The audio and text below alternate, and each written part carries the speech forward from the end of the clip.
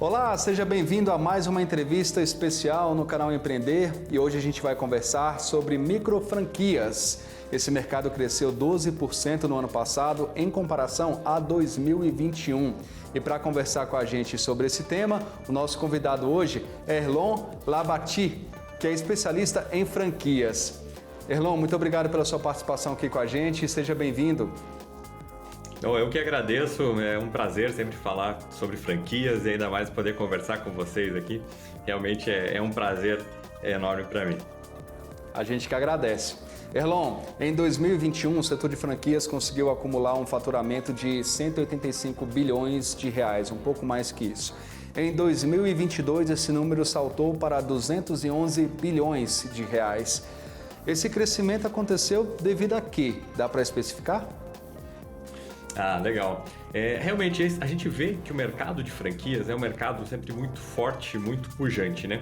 E o que eu coloco, eu sempre faço uma comparação, às vezes, com o mercado americano, em que o mercado de franquias não está mais avançado em termos de qualidade. Tecnicamente, nossas marcas, nossas redes de franquias, elas são muito boas, mas é um mercado assim já mais maduro no sentido de volume. Então lá, o número proporcionalmente de negócios que são franquias em relação aos negócios independentes é muito grande. E isso por quê, né? Que já respondi, eles já fizeram esse caminho um pouquinho antes que a gente consegue perceber esse mesmo trajeto que nós estamos percorrendo aqui no Brasil. Porque quando um negócio ele pertence a uma rede de franquias, ele tem muitas vantagens. Por exemplo, a força da marca é muito maior, né? Se a gente compara um negócio independente que tem 1, 2, 3 unidades com qualquer outra marca do mesmo segmento, mesmo que seja tudo muito próximo, muito parecido, mas se aquela outra marca ela tem 100, 200, 300 unidades, é claro que aquela marca ela vai ficar muito mais forte, muito mais representativa e assim, cada uma dessas suas unidades tem uma chance de vender mais, de gerar mais atratividade aos clientes, né? Um outro ponto importante é o poder de negociação com os fornecedores.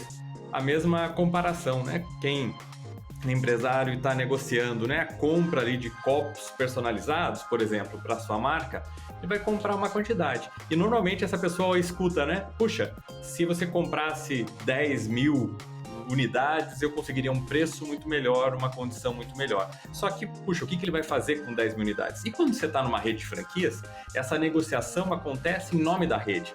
Então, às vezes aquela quantidade de 10 mil que era um volume absurdo, quando você pensa em 50 unidades, em 100 unidades, para negociar para toda essa rede, isso é muito pouco. Então, faz com que você consiga negociar muito bem com fornecedores. E assim, se você compra mais barato, com mais prazo, você tem mais margem, né, de lucro no seu negócio final. E ainda, um outro fator, só para fechar essa trinca aqui, né, é a questão do aprendizado muito rápido.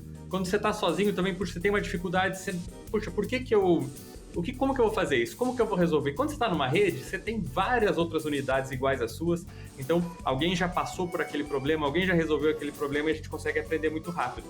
Isso faz com que a gente olhe assim, puxa, um negócio que é franquia, ele tem muito mais chance de sucesso do que um negócio independente. Ele tem muito mais possibilidade de ser lucrativo do que um negócio independente. E por isso que as franquias estão crescendo tanto, né? No mundo inteiro e aqui em especial no Brasil, a gente tem visto, né? Como você citou já, esses números evidenciam o que a gente percebe que realmente é uma vantagem do franchise.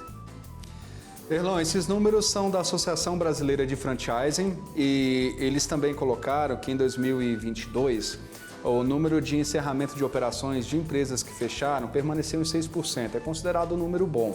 Dentro disso que você falou, a gente pode considerar que essa estabilização aí, como é que está o mercado agora para esse ano, pode ter um crescimento com relação a isso? Porque a gente sabe que a gente vem de uma pandemia, 2020 foi bem complicado, 2021 também, 2022 foi o ano da recuperação em alguns pontos. Então esse fato de não ter tantos encerramentos de operações é positivo também por esse lado?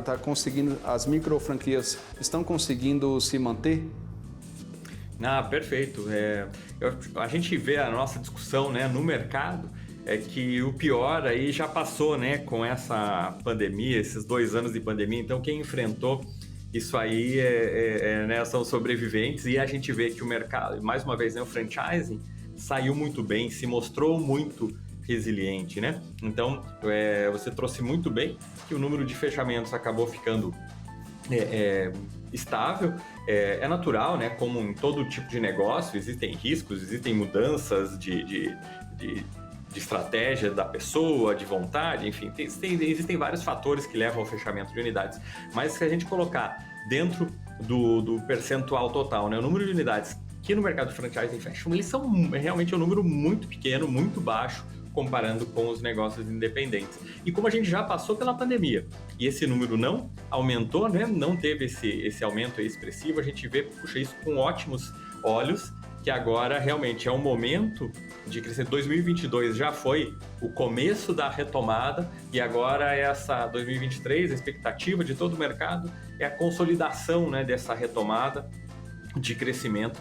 Então, quando a gente, nas conversas com muitos franqueadores, a visão de todo mundo é crescer, é realmente expandir ainda mais nesse ano. Então, a expectativa é que esse crescimento que seja um crescimento sustentável, né, e que não aumentando esse número de fechamentos. Realmente, essa é uma preocupação muito grande que a gente tem. Todo um movimento, né, de franchising íntegro, em que realmente seja um franchising com crescimento, com expansão, mas com o cuidado de selecionar bem franqueados, selecionar bem os pontos onde serão instaladas essas unidades, para que esse número continue baixo, né, mesmo com o crescimento grande das redes. Erlon, você colocou muito bem que todo negócio ele tem riscos, né? E também, ainda de acordo com os dados da Associação Brasileira Nacional de Franchising, o número de unidades que abriram teve um crescimento no ano passado, mas a expansão dessas unidades acabou permanecendo a mesma de 2021. A média era de 59,9 unidades em 2022 e em 2021 foi 59,3, então um crescimento aí relativamente pequeno. Mas a pergunta é, a gente pode dizer que os donos dessas franchises, dessas micro franquias, a partir desses dados, a gente pode avaliar que eles estão mais cautelosos com relação ao cenário empresarial no país? Sim, eu vejo que é uma cautela muito, muito bem-vinda, né? Porque comprar uma micro franquia, investir numa micro franquia, ela é uma mudança na vida daquela pessoa que está se tornando empresário, dono de uma micro franquia. Normalmente os contratos de franquia têm uma duração, um prazo médio no Brasil de 5 anos, não é uma regra, mas é um padrão utilizado. Então ele vai ter que dedicar tempo, dedicar trabalho, né, o investimento inicial.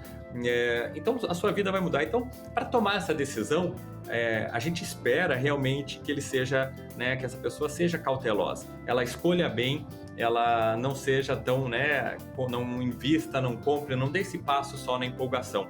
Então existe, ao meu ver aqui, todo um amadurecimento do mercado, em que as pessoas, para investir numa micro franquia, não é porque o investimento é menor do que uma grande estrutura que ele iria montar, que esse investimento ele não deve ser analisado com todo cuidado, com toda a seriedade que existe. A lei de franquias no Brasil, por isso que, né, eu até comentei que o franchising brasileiro é um franchising muito forte, muito maduro, no sentido da sua forma de trabalhar, das suas práticas, né? A própria questão da Associação Brasileira de Franchising muito bem estruturada, muito presente no dia a dia desse mercado. Então, nós temos uma lei de franquias que ela estabelece que todos os franqueados de uma rede de franquias, todos os franqueados que saíram nos últimos 24 meses desta rede de franquias, eles devem ser informados quem são essas pessoas e o contato, né, para quem vai comprar uma franquia. Então, puxa, te dá um acesso, uma informação valiosa de você ver como que essas pessoas estão satisfeitas ou não com aquela marca para poder tomar a decisão. Então é uma cautela, acho assim, muito, muito bem-vinda, muito adequada para o momento de amadurecimento do mercado. Agora, Erlon, você falou a palavra força. e as micros franquias têm uma força estupenda no Brasil. Vou trazer mais uns dados aqui. Hoje eu estou sendo o homem dos números. Mas olha só. Muito bom os números para confrontarem, né, o que a gente, né? A percepção, ver se o número bate e tá batendo, né? Excelente. Então, como eu não estou com cola aqui, então minha cabeça está indo bem, minha memória está boa.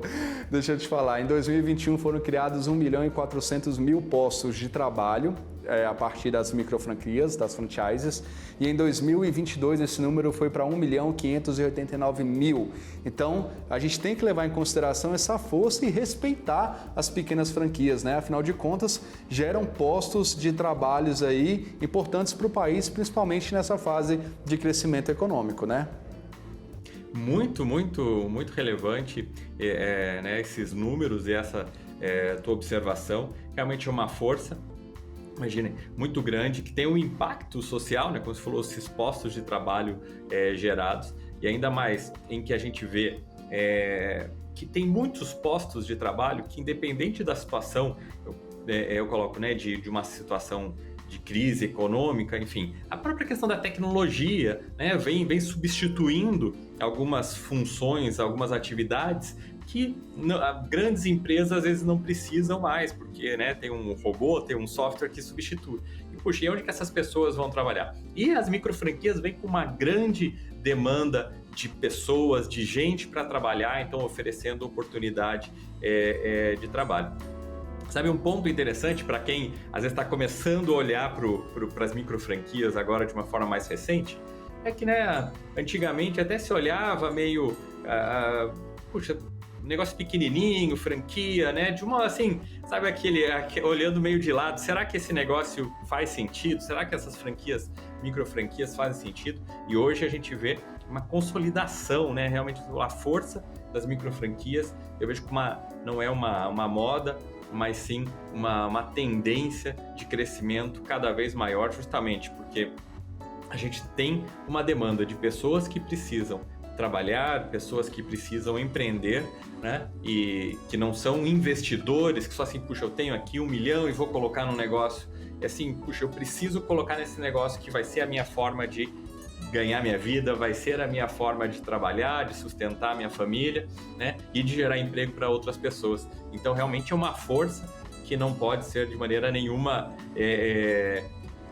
desprezada, desconsiderada, muito pelo contrário, né? E até vou pegar até o gancho de números, né? Realmente, eu acho que isso é muito bacana.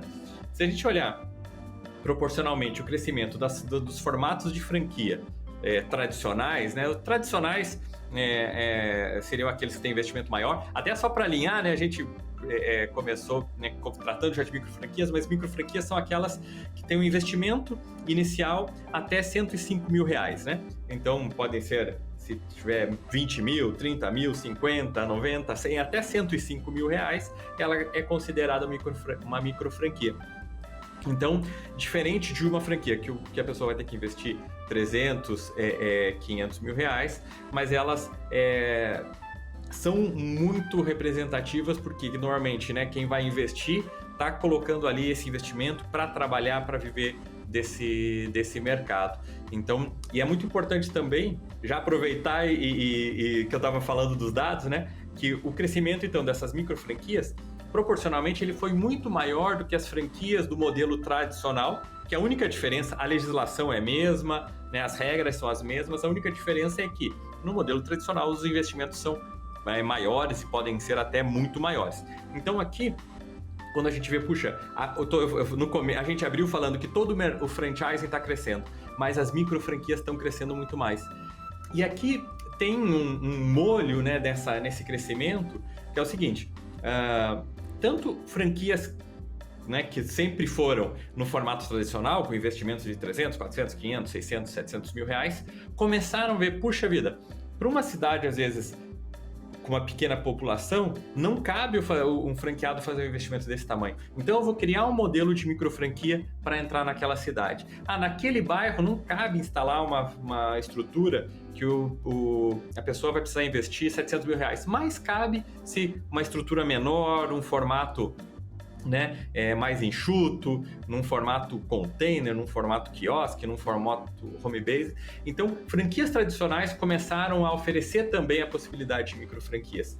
E outros negócios que não eram franquias viram já nas micro franquias uma possibilidade de aumentar a capilaridade da sua atuação, a capilaridade, né, da abrangência da sua marca, do seu serviço, do seu negócio. Então, tem esses dois movimentos de quem não era do franchise e começou a franquear já como micro franquia, vendo uma oportunidade, e marcas que não tinham esse modelo e começaram também a franquear. Então, a gente vê que, né, todos os olhos, todas as forças do mercado aí do franchising, realmente elas vão convergindo para as micro franquias.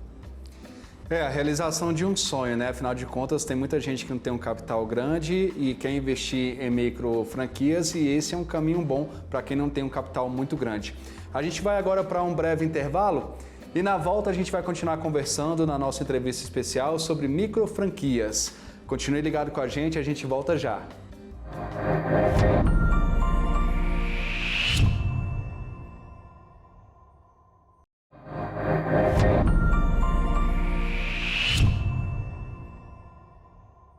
Estamos de volta com a entrevista especial de hoje. O nosso tema são micro franquias. A gente está falando como é que funciona esse mercado, do crescimento dele e como é que ele pode ser desenvolvido. E para isso a gente está conversando com o especialista em franquias, Erlon Labati. Erlon, agora entrando um pouquinho mais na questão empresarial mesmo. Antes do intervalo, eu tinha comentado que para quem quer realizar um sonho de ter uma empresa, a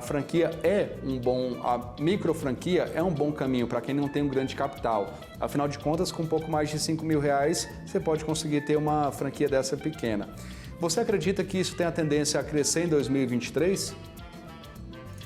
Perfeito, Márcio. Realmente, quando a gente coloca essa questão, né, do sonho da pessoa, né, empreender, a gente tem que trabalhar com muita seriedade, né, na questão das micro franquias. Então, até, mais uma vez, eu agradeço a oportunidade da gente falar sobre esse mercado, porque é importante ter alguns cuidados e, justamente, como você falou, deve continuar crescendo, né, porque quando a gente tem pessoas que precisam ou querem empreender e não tem um capital muito grande, ela precisa dar aquele tiro certeiro, né? A chance do negócio dar errado tem que ser diminuída ao máximo. E justamente é isso que as franquias elas vêm a trazer, né? Quem busca uma franquia busca segurança, busca um negócio que já foi testado, que já foi validado, vai ter um suporte, vai ter uma orientação. Então, e como a gente vê que tem tanto pelas questões econômicas, pelas questões tecnológicas e até pelas questões culturais, né? O empreendedorismo, empreender é muito forte. Tem muita gente que não só por necessidade quer empreender, mas por vocação, por vontade, né? Tem muitos jovens que, puxa, eu quero começar no mercado de trabalho, não fazendo uma carreira, mas eu quero começar empreendendo. Ou teve gente que trabalhou durante muitos anos, né, numa empresa e falou, puxa, eu não quero mais ser empregado, eu quero ter o meu próprio negócio. Então, para essas pessoas que, por um motivo ou por outro, vão empreender, o risco de você empreender sem conhecimento, sem suporte é muito grande. E daí as franquias encaixam, né, de uma maneira perfeita aqui para que a pessoa consiga empreender, consiga avançar no seu sonho, mas com maior segurança, com menor risco, né? Sempre não é zero risco, né? Não é porque você comprou uma franquia que é zero risco, e ainda mais como nós temos aí mais de 3.000 marcas de franquias no país, tem que escolher bem, tem que selecionar bem, tem toda uma série de ferramentas que você pode utilizar para avaliar se aquela franquia é boa, e não só é boa, mas ela é boa para você, né, para o que você está esperando.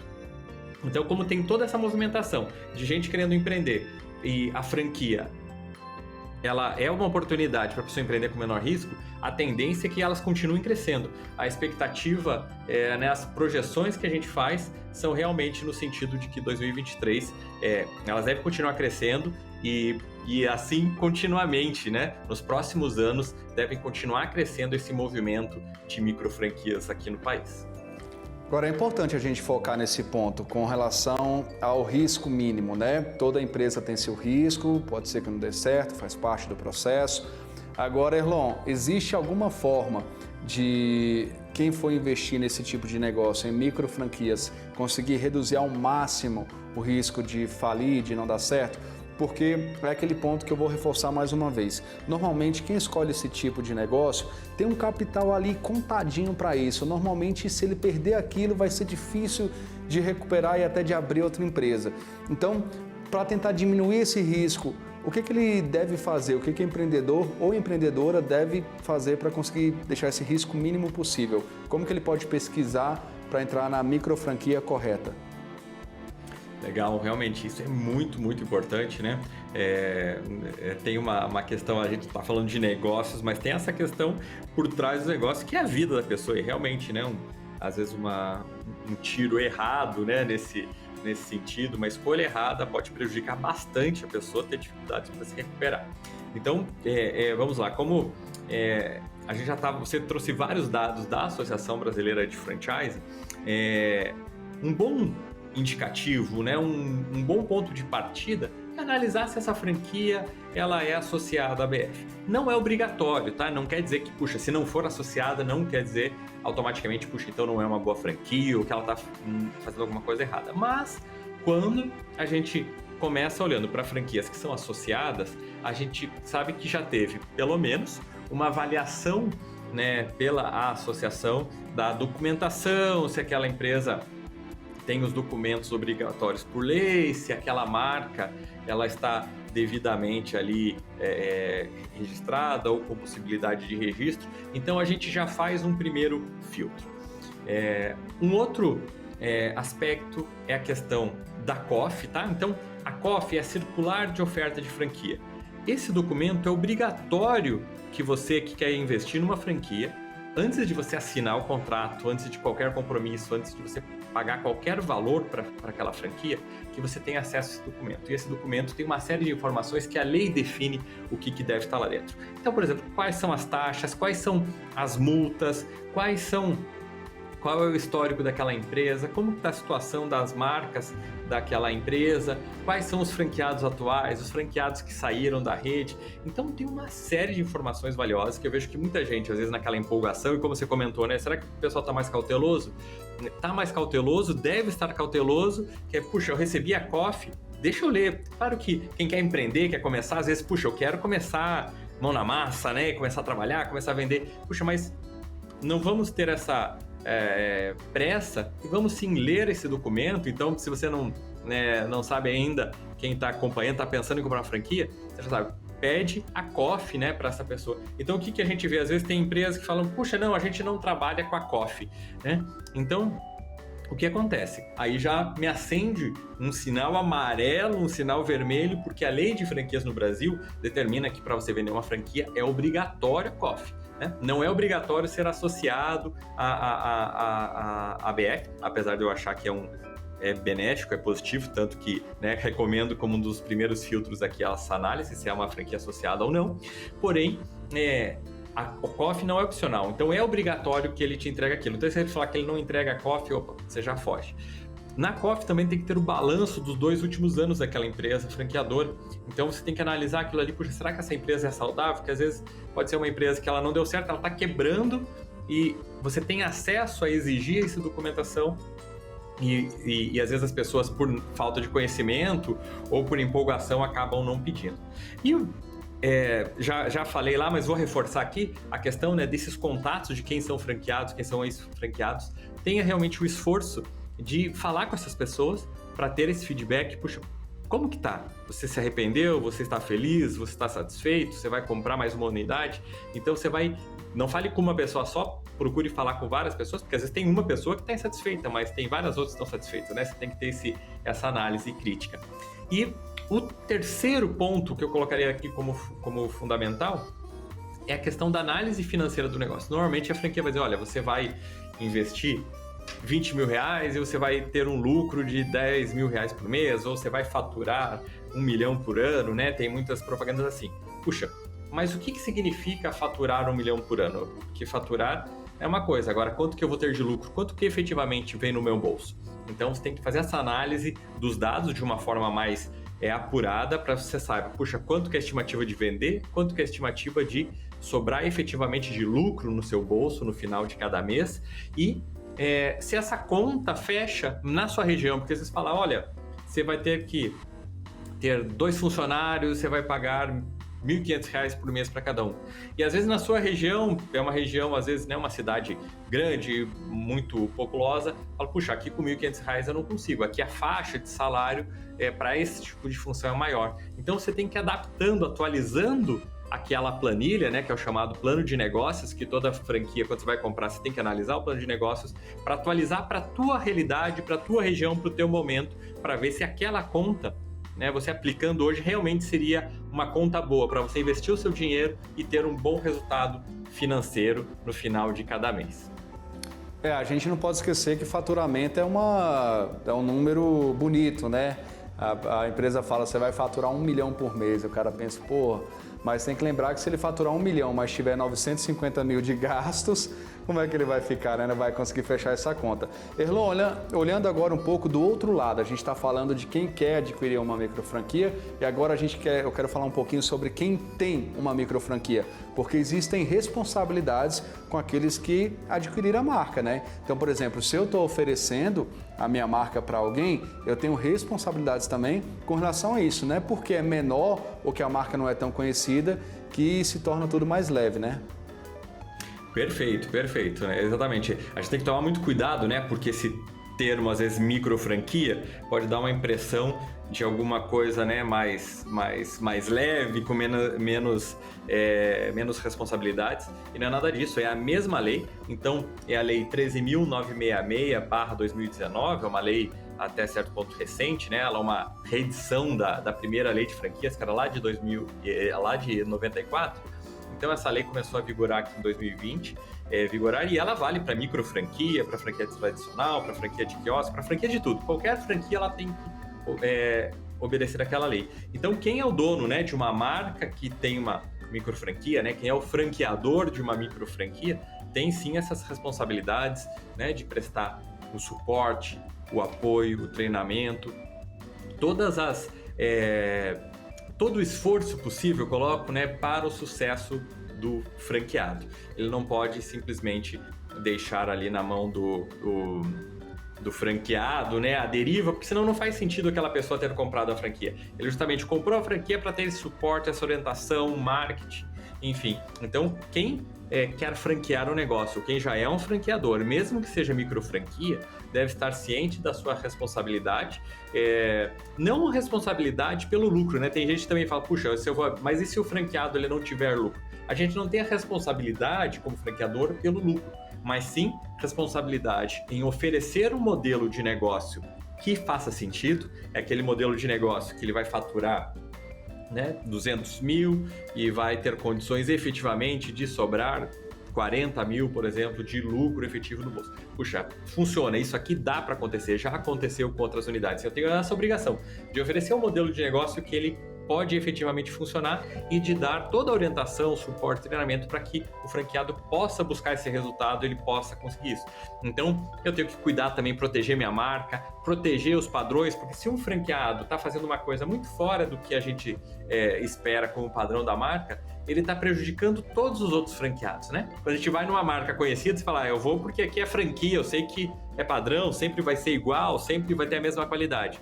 E se um não cumpre esse papel e entrega um produto sem qualidade, entrega um serviço sem qualidade, ele acaba manchando a marca. Então as pessoas vão perceber, puxa, essa franquia não é boa, né? Toda a rede. Então o franqueador tem essa responsabilidade também de liderar, de deixar todo mundo no trilho, né? Fazendo realmente que aquela marca seja cada vez mais forte, mais reconhecida no mercado. Então tem muitas responsabilidades, né? Porém também a gente tem que lembrar, né, de que é uma forma assim de pequenas e microempresas crescerem através do sistema de franquias, porque existia um mito ali de que franquia era só coisa para empresa grande, né? E a gente vem trabalhando, divulgando muito que não, pequenas empresas, microempresas que são bons negócios podem também crescer através do sistema de franquias e ter franqueados de sucesso, como bem os números estão mostrando para nós aí. Erlon, é um sonho que dá para ser realizado para quem tem pouco capital. As micro franquias, né? É um sonho que dá para chegar bem à realidade, né? Até porque o investimento é pouco, mas tem que ter muita atenção, como a gente conversou. Erlon, muito obrigado pela sua participação. Nosso programa está encerrando aqui. Obrigado pelas suas dicas também e pela sua entrevista. Eu que agradeço, sempre um prazer aí conversar com você, mas espero termos mais oportunidades e ajudar o pessoal que quer franquear e quem quer ser também um franqueado.